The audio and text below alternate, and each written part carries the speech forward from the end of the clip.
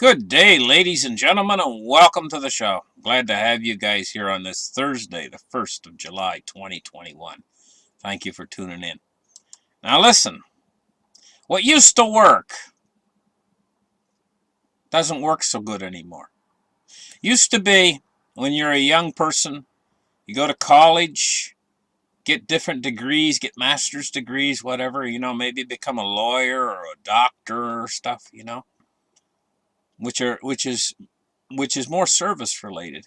Uh, And it used to be that was the big thing, and that's what really would work and get you basically your end goal of all this is actually to make money and have a successful life.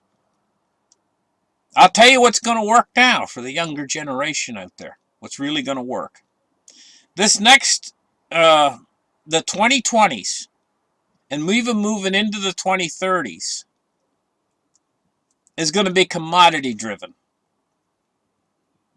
Now, what I mean by that is, you think of commodities, you think of things like gold, silver. Yes, gold and silver are commodities. Cryptocurrencies are commodities.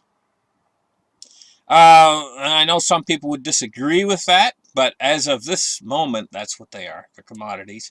Oil, wheat, copper, soybeans, corn, cheese. These are commodities. And what I mean by commodity driven is, that's where the money's going to go. Not so much into things like the way things used to be. You've got to be very adaptive in this modern world because the world's changing in front of your eyes and it's changing very quickly. And for the youth out there, used to be, like I say, going to get a long duration college degree would be the way to go. Now, you might have two young people right now. One of them's going through college trying to get a degree to be a certified public accountant, or possibly a nursing degree or whatever, right? This is what used to work. Now, for a young person, if they want to be successful, perhaps they might want to think about studying how to be a farmer. Maybe something as simple as going out and buying a piece of land and raising goats and making goat cheese.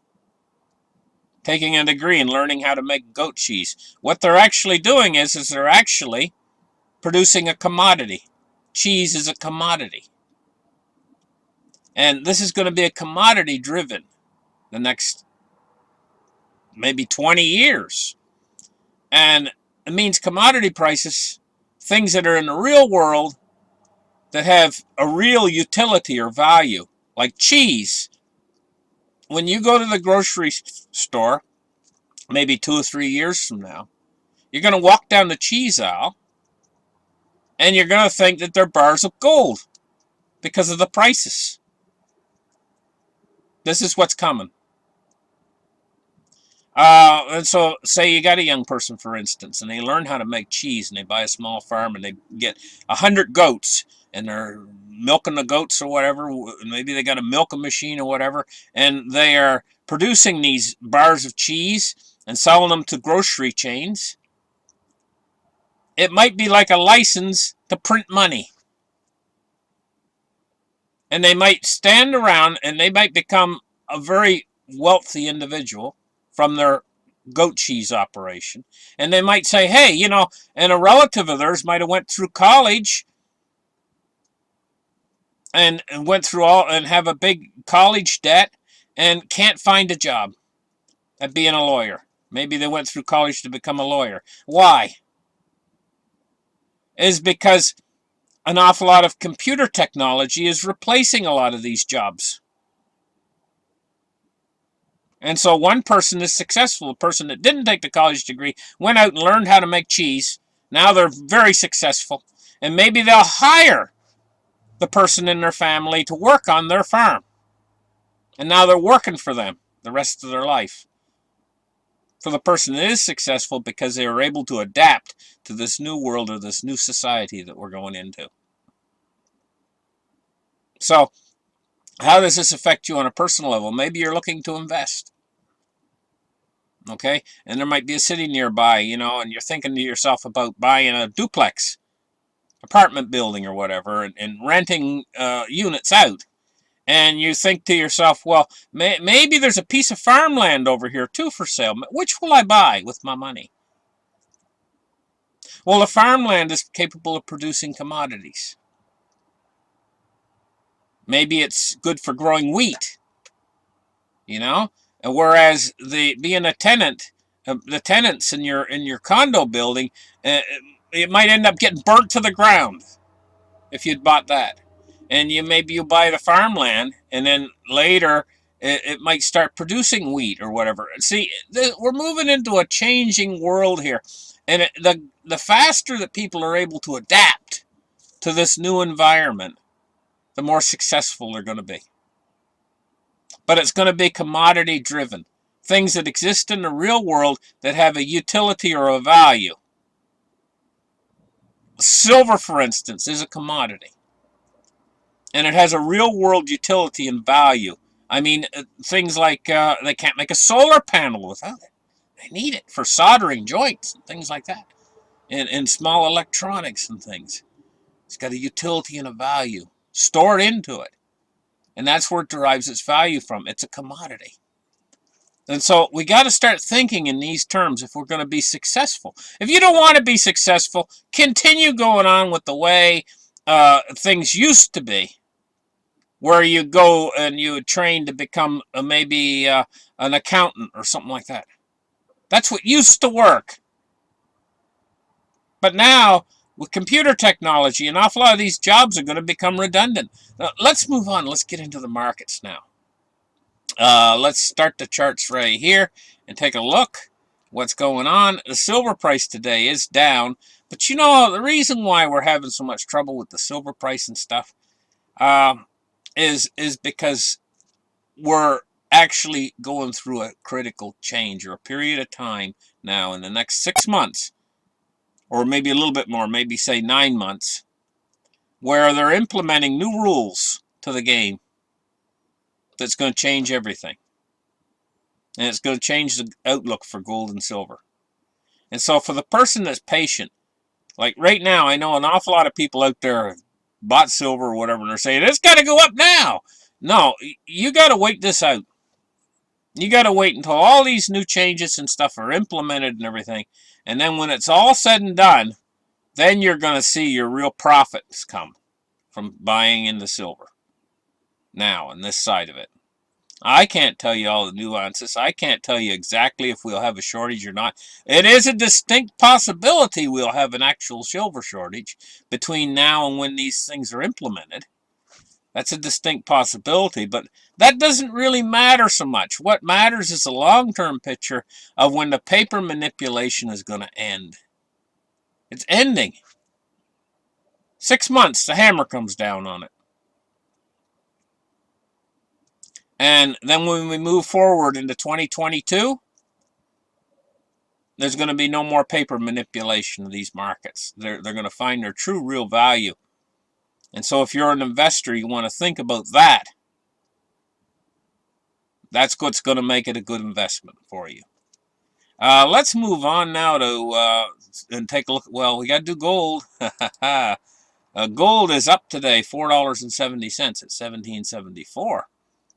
Now we're going to take a look at cryptos. Crypto's $13.71. Yesterday it was $14.11. So what we're looking at is the price of Bitcoin at $33,470.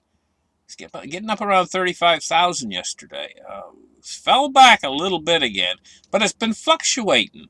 Doesn't seem like Bitcoin wants to go below 30,000 unless something weird happens, some sort of maybe a market crash or something. I don't know what could send it down below 30,000, but right now she's hovering around 30,000.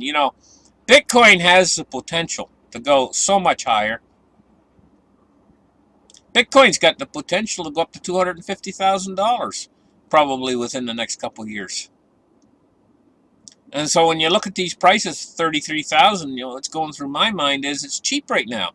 It's as cheap right now as it was back when we had that fall off from 20,000 and we went down to about, what, 3,500, 4,000? It's like it was then.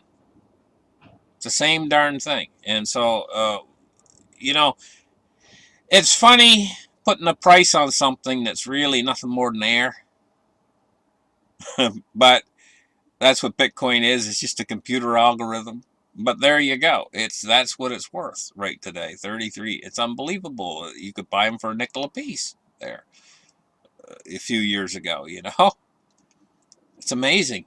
But there you go.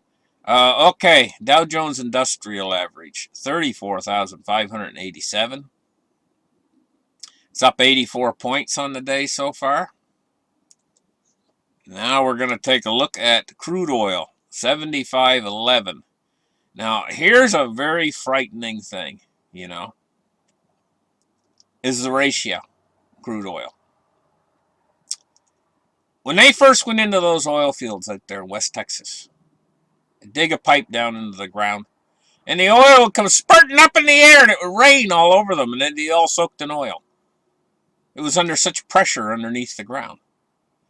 Well, they sucked all that out of the ground. And then they capped off those wells. The wells remained capped off for a long time. And then they discovered new technology that they could go down in there and they could repressurize the wells using what's called fracking technology. That's what they did, you know. Now they've basically even cleansed the rocks of oil down in there. So what's happening is we're not running out of oil. We're running out of cheap oil. We've picked all the low-hanging fruit. We've even picked all the fruit where you got to climb a couple steps up the ladder to get it. Now the only fruit that's getting to be left is the fruit that's at the top of the tree. But here's the problem. To get the fruit that's at the top of the tree, you have to spend oil to get oil. And that ratio is starting to flip now. Where it used to be, they didn't, when they first went in, they had those wells that pumped the oil, gush the oil up into the air. They didn't have to spend a barrel of oil to get a barrel of oil. In fact, they spend almost zip. The oil was like it was free. It was like 100% oil, 0% cost. As we're picking the higher and higher fruit off of that tree, it's costing more oil to get to the oil, if you understand what I mean. When it gets to a 1-to-1 ratio where it costs us as much oil to get to the oil as the oil we're spending, then you might as well not even go and bother with the darn stuff. Like if it's 34,000 feet deep and you got to try to dig a well 34,000 feet deep to get to the oil, it's going to cost you more oil to get to the oil than the oil's worth. That's basically what I'm trying to say. And we're heading in that direction. So, this is why I've been telling you guys for a couple months, you know. I've seen oil at $60 and then $70, and I told you it's heading toward 80. When it hits 80, it's going to be heading toward 90. Okay, if you got that from me today, it's a first, you know. When it hits 80, it's going to head toward 90. Okay, let's move on. Move index today, 57.27. It's moving up. Bonds and rates today. We're looking at climbing yields on the bonds. We're looking at 1.47 on the U.S. 10-year, and it's up 3.2 basis points. The U.S. 30-year is up 1 point something basis points, and it's at 2.08. Now we're going to look at the U.S. dollar index. Dollar index is 92.41 today, and she's going along sideways, guys. Thank you guys for listening to my show. Like and subscribe. Don't forget the comments. I love the comments, and we'll catch you guys in the next episode. Bye-bye.